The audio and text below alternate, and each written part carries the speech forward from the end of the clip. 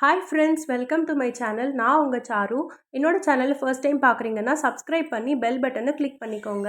இன்றைக்கி நம்ம சிம்பிளாக ஆயுர்வேதிக் மெத்தடில் ஆயில் எப்படி ப்ரிப்பேர் பண்ணுறதுன்னு பார்க்கலாம். அதுக்கு ஒரு பாத்திரத்தில் 50 கிராம்ஸ் ஆஃப் வெந்தயம், கருஞ்சீரகம், கார்போக அரிசி, ஆவாரம் பூ, அப்புறம் செம்பருத்தி பூ, அப்புறம் வெட்டிவேர், இந்த மாதிரி என்னெல்லாம் உங்களுக்கு ட்ரை இன்க்ரீடியன்ஸ் கிடைக்குதோ அது எல்லாமே நீங்கள் ஆட் பண்ணிக்கலாம்.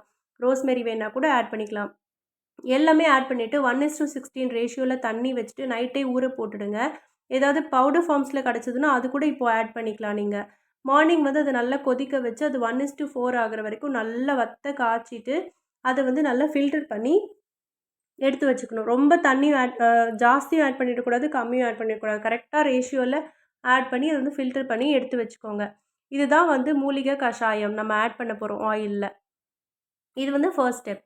செகண்ட் தேங்காய் எடுத்துக்கணும். நம்ம தேங்காய் பால் ப்ரிப்பேர் பண்ணுறதுக்கு நான் 1/2 லிட்டர் ஆயில் பண்ண போகிறேன். அதுக்கு 1 மீடியம் சைஸ் தேங்காய் எடுத்து அதில் தண்ணி கொஞ்சமாக சேர்த்து தேங்காய் பால் எடுத்து ரெடியாக வச்சுருக்கேன். இப்போ நீங்கள் பார்த்தீங்கன்னா அந்த பாத்திரத்தில் பார்த்தீங்கன்னா ரொம்ப அப்படியே அப்படியே தெரியும் எவ்வளோ திக்காக இருக்குது அப்படின்னு சொல்லி அந்த பால் தெரியும். தண்ணியாக ஆட் பண்ணிட்டீங்கன்னா ஆயில் ப்ரிப்பேர் பண்ணுறது ரொம்ப கஷ்டமாக இருக்கும். அதுக்கப்புறம் தேர்ட் நம்ம ஃப்ளாக்ஸீட் ஜெல் ப்ரிப்பேர் பண்ண போகிறோம். அதுக்கு ஃப்ளாக்ஸீட் ஆட் பண்ணி அதில் வாட்டர் ஆட் பண்ணி அதில் நம்ம ஸ்டவ்வில் வச்சு நல்லா கொதிக்க வச்சோம் அப்படின்னாக்கா ஃப்ளாக்ஸீட் ஜெல் தெரியும். உங்கள் எல்லாருக்குமே தெரிஞ்ச மாதிரி தான் ஃப்ளாக்ஸீட் ஜெல் ரெடி பண்ணி எடுத்து வச்சுக்கணும்.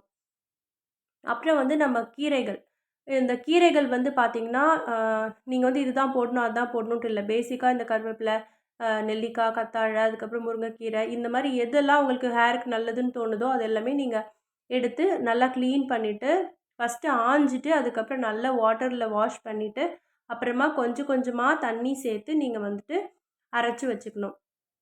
இந்த கீரையை பொறுத்த வரைக்கும் ஒரு ஒரு ஊரில் ஒரு ஒரு விதமான கீரை கிடைக்கும். அதுக்கேற்ற மாதிரி இப்போது உங்கள் சில ஊரில் கரிசலாங்கண்ணிலாம் நிறையாவே விளைஞ்சு கிடக்கும். ஸோ அவங்கெல்லாம் அந்த மாதிரி நிறையா எடுத்துக்கலாம். எது உங்களுக்கு ஈஸியாக கிடைக்குதோ அந்த மாதிரி எடுத்துகிட்டு நீங்கள் இந்த மெத்தடில் எது வேணால் போடலாங்க. ஆனால் கொஞ்சமாக தண்ணி ஆட் பண்ணி நல்லா திக்கான ஒரு க்ரீன் கலர் மூலிகை சாறு நீங்கள் எடுத்து வச்சுக்கிறீங்க. இதுதான் ரொம்ப ரொம்ப இம்பார்ட்டண்ட்டானது. நீங்கள் கீரையோட எந்த அளவுக்கு ஆட் பண்ணுறீங்களோ அந்த அளவுக்கு உங்களோட ஆயிலோட கலரில் சேஞ்சஸ் நீங்கள் பார்க்கலாம்.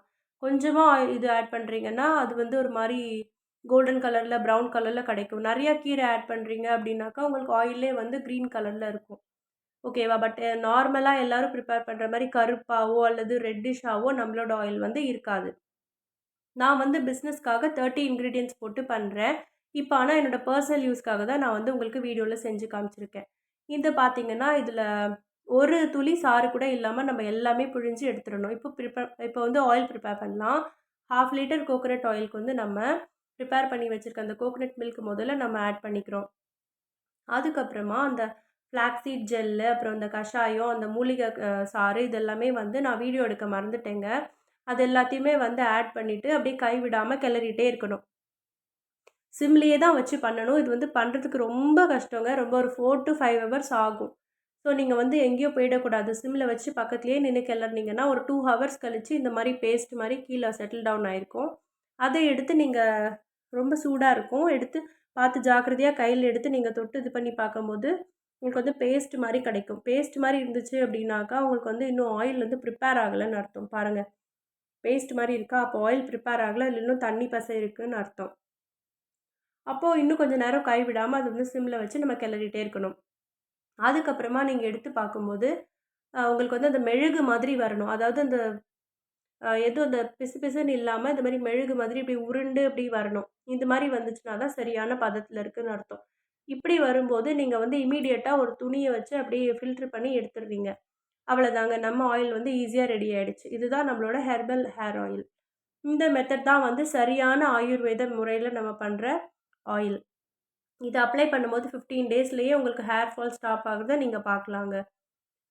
Thanks for வாட்சிங்க. பிடிச்சிருந்ததுன்னா நம்ம சேனல் சப்ஸ்கிரைப்